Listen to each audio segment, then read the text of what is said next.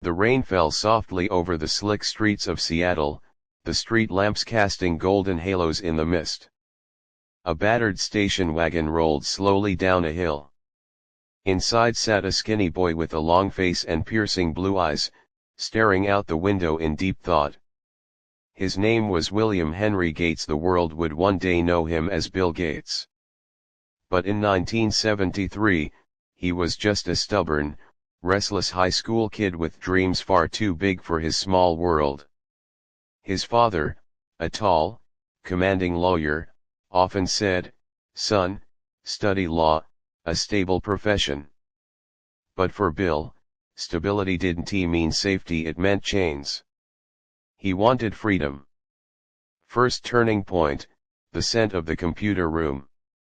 The Lakeside School's old computer room was Bill's sanctuary.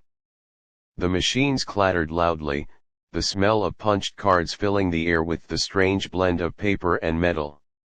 Time on the computer was expensive, and Bill didn't have the money. So he found a loophole, a bug in the system that gave him free access. When the school caught on, they punished him and his friends. But ironically, that incident opened a door. A local company, C Cubed, hired Bill and his closest friend, Paul Allen, to write code. Paul Allen, friend or partner in crime. Paul Allen, with his long hair and quiet smile, was 2 years older than Bill. They couldn't have been more different. Bill was intense, competitive, and relentless. Paul was calm, patient, and deeply creative. One afternoon in the school cafeteria, Paul leaned forward and said, "Bill, computers aren't just a hobby, they're the future." Bill smirked, sipping his coffee. "The future, Paul? No. They're about to become our present." Second turning point, Harvard walls and rebellion. In 1973, Bill entered Harvard University.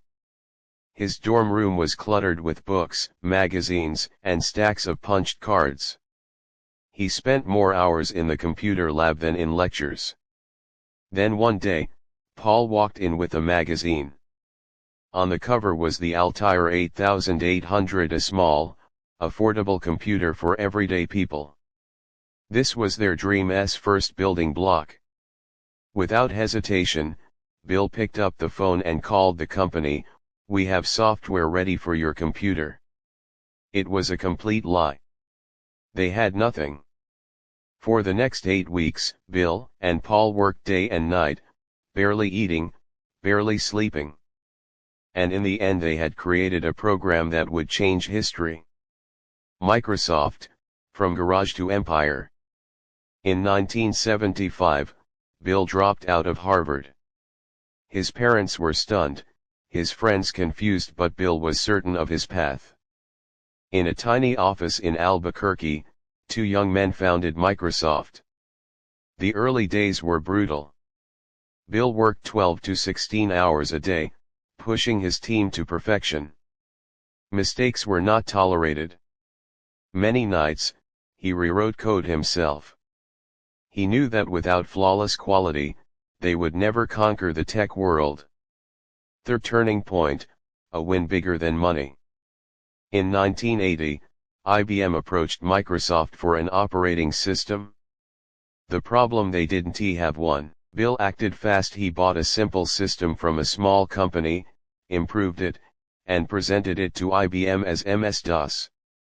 Here came the genius move: instead of selling it outright, Bill licensed it.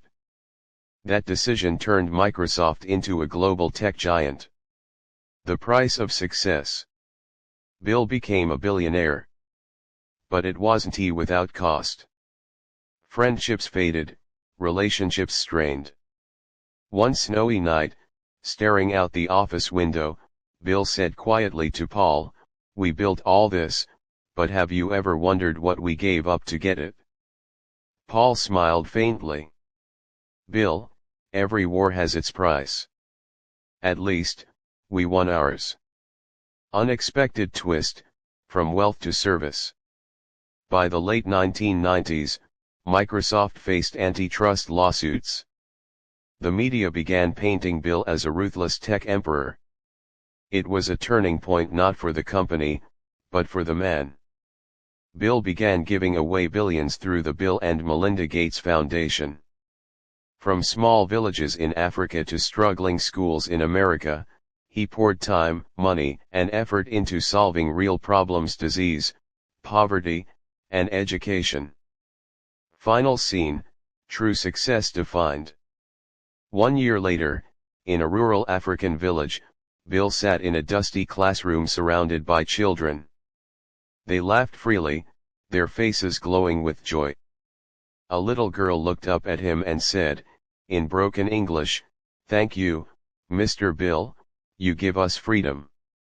And for the first time, Bill felt a smile that was worth more than every dollar in his bank account. Outside, the rain once again fell in Seattle. But now, for Bill Gates, the drops didn't sound like the drumbeat of ambition, they sounded like gratitude. This is the real story, a reminder that great dreams aren't built on intelligence alone, but on courage, sacrifice, and the willingness to give back when you've reached the top.